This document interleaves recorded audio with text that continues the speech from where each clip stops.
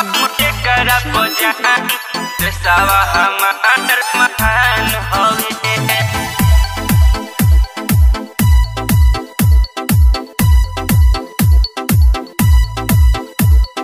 Mixed by विशाल यादव। दे दे हम एकरा को जान देशवा हमार महान हवे। दे दे हम एकरा को जान देशवा हमार महान हवे। लिहो न पंगा तीन तिरंगा, लिहो न पंगा तीन तिरंगा, भारत के पहचान हवे। दे दे हब एकरा को जान देशवा हमार महान हवे। दे दे हम एकरा को जान देशवा हमार महान हवे।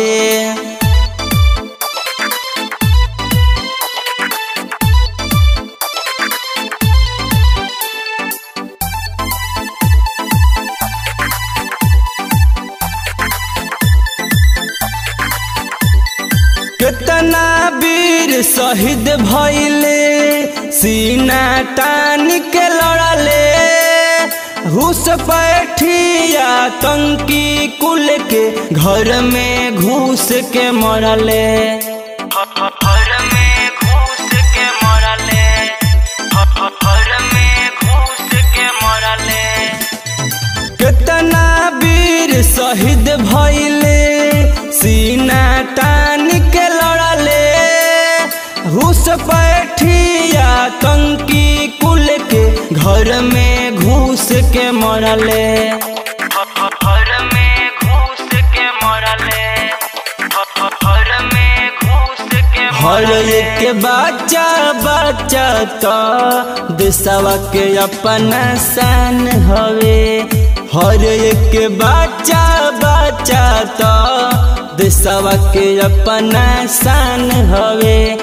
लिहो न पंगा तीन तिरंगा, लिहो न पंगा तीन तिरंगा, भारत के पहचान हवे। दे दे हब एकरा को जान देशवा हमार महान हवे। दे दे हम एकरा को जान देशवा हमार महान हवे।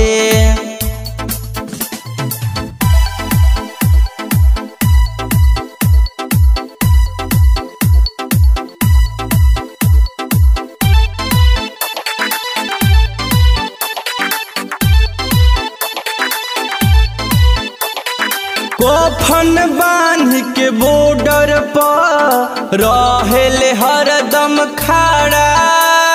नतमस्तक करीले उनके पाड़े देश के सहारा। पाड़े देश के सहारा, पाड़े देश के सहारा। कोफन बांध के बॉर्डर पर रहेले हरदम खड़ा। नतमस्तक करीले उनके बाड़े देश के सहारा। बाड़े देश के सहारा, बाड़े देश के सहारा। गुलशन राजा कहले हरदम सभे करत सामान हवे। गुलशन राजा कहले हरदम सभे करत सामान हवे। लिहो न पंगा तीन तिरंगा, लिहो न पंगा तीन तिरंगा, भारत के पहचान हवे। दे दे हब एकरा को जान देशवा हमार महान हवे। दे दे हम एकरा को जान देशवा हमार महान हवे।